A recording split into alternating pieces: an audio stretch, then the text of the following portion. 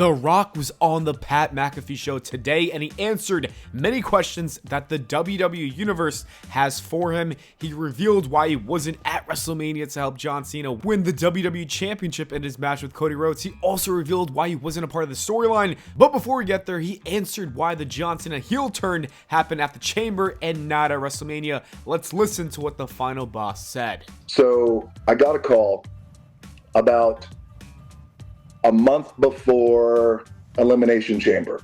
I get a call from Ari Emanuel, who we know owns TKO. TKO owns WWE. He's been my longtime business partner and one of my best friends for over 20 years. He said, we need help at Elimination Chamber. Ticket sales are a little slow, but beyond that, he goes, what we are finding is with Elimination Chamber, it's become the pay-per-view that's been interesting. Fans have had fun, but it's also the conduit to WrestleMania. And how do we create a Elimination Chamber that people must tune in to see? How do we create that? And he goes, right now, we don't have that. And he said, will the final boss show up? I said, well, let me give it some thought and let me get back to you. So I gave it some thought. I got back to Ari. I got back to Triple H and Nick. We had a call. And I said, I have an idea. What's most important to the final boss? The most important thing to the final boss isn't titles. It's not money. It's not fame. Been there, done that, and grateful for that. Final boss wants your soul. And what does that mean? What that means, that doesn't mean, hey, the final boss wants you to act like this, be like this at his beck and call and treat you like crap and make you do all these things that are unbecoming or embarrassing. That's not what the final boss wants. That's not how the final boss flies. No. What that means is whatever you could think of in your head. So Cody Rhodes, whatever dreams you have, whatever ambitions you have, even if they're dark, even if they're amazing and they're full of light, even if they're scary, whatever those are, you tell the final boss he's going to make it all happen. You wave that magic wand, he'll make it all happen. So when it comes to giving me your soul, giving the final boss your soul, that is what you want, not what the final boss wants. And so what does the final boss get out of that? I get your soul for life.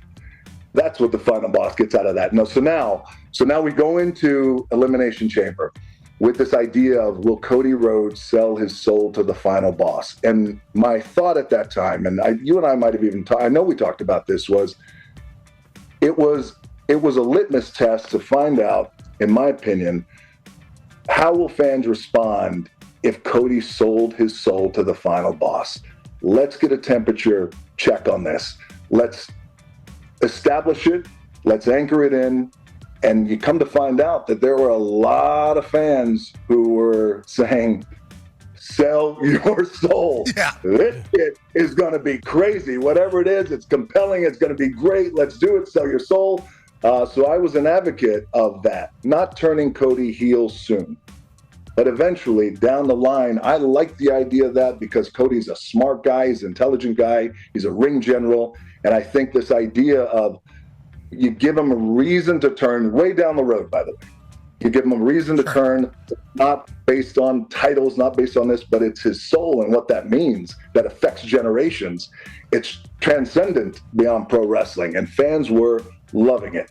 I find it really interesting that the WWE decided to pull off the biggest angle possible to try to sell some extra tickets for the Elimination Chamber. I suppose they also wanted to make that pay-per-view feel special for the future, but I always felt like they should just cancel that pay-per-view. I think I'd rather have them skip that and just build on the WrestleMania feuds for Raw and SmackDown. As for Cody Rhodes, it sounds like he was supposed to be the one who turned heel, but he clearly turned it down. I'm one of those people who wanted to see that happen. I think it would have been crazy.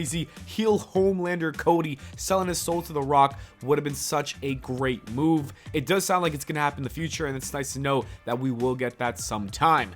The Rock also explained why he stepped away during this entire feud. This is what he said. As we got closer to Elimination Chamber, we were kicking ideas around, myself and Triple H, and that's the fun part, by the way. I've been kicking ideas around with Triple H for 20 years, dude. Just always having a great time with him and Nick and my team as well. And Triple H said, what about this? What about John turning? I said, I love it.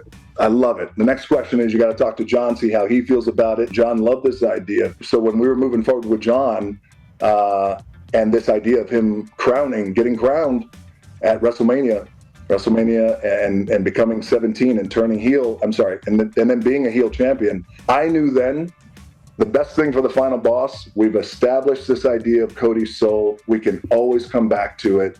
I did feel, and I made the call, I don't want to be involved in that. Step back. Let the final boss step back into the shadows. Let all the spotlight go to John. Let it go to Cody.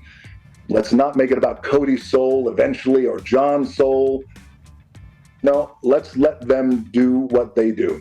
And I called John after Elimination Chamber, spoke to him, called Cody, and I said, I think the final boss's work is done. We've established it. We just pulled off the greatest angle in the history of professional wrestling, other than Hulk Hogan turning heel back in the 90s. I said, this is amazing. We have 6 weeks.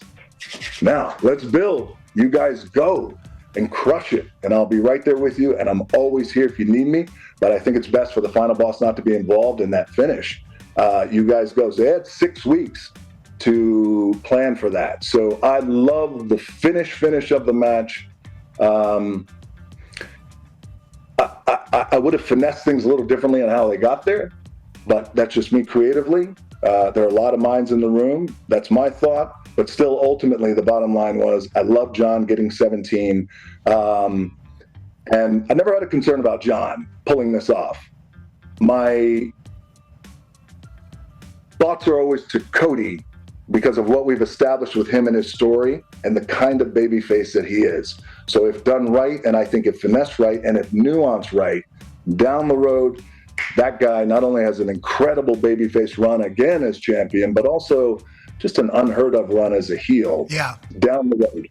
I think it's interesting to see that The Rock said his job was finished for this feud. To me, I felt like he should have been a major component of this storyline. I was really bummed out to not see one segment where The Rock and John Cena cut a promo together. That could have been so great. I believe this had more to do with the fact that he had other commitments. It sounds like Ari Emanuel put him in a position where they wanted to sell some extra tickets for the Chamber, despite knowing that The Rock would not show up afterwards. So you kind of got to put that blame on Ari Emanuel. Anyways, Pat McAfee doubled down on his question and asked why he didn't show up at WrestleMania, and this is what The Rock said. Let's talk about you saying the final boss needs to step away to, kind of let the spotlight be where it should be with John and Cody, who, potentially you talk about John being the GOAT. There's a chance Cody, when it's all said and done, is also trying to vie for a spot on that Mount Rushmore rock with his dad on the backside with you raising your eyebrow. A lot of people just assumed you were going to show up. So when Travis Scott comes out,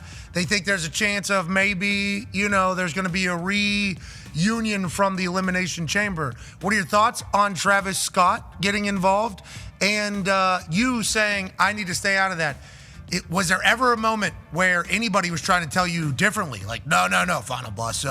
Anytime you're around is a good thing, not a bad thing. No, well, they don't have to say anything like that to me. And they know when I come to them, and them meaning Triple H and Nick and Ari as well, and I lay this out and I say, hey, here's how I really feel it should go. We can insert final boss in the end of this finish, but then where do we go? There's other commitments that I have, and I want to also be careful that we're not overstepping and leading over our skis too much here. Can get involved in the finish, and I said, but why get involved in that finish when the spotlight should just be on, in my opinion, John, 17, heel champion? What does 2025 look like if this man is saying he's going to ruin professional wrestling? That, to me, is the anchoring storyline. It's not soul right now. Right now, it's not. But by the way, we'll go back to it. We'll still got it. Yeah. Still we'll go back to soul. Look, I can't take the text that I got and from the guys that I got, who are these top guys who are saying, one in particular who I love is my guy. I call him the Superman of the company. He's like, listen, my soul's for sale when it's time. And I said, I love it. Let's do it. So look, I love Travis Scott involved, and I'll tell you why. Because he loves wrestling. He's a huge fan, and he respects it. He's working his ass off.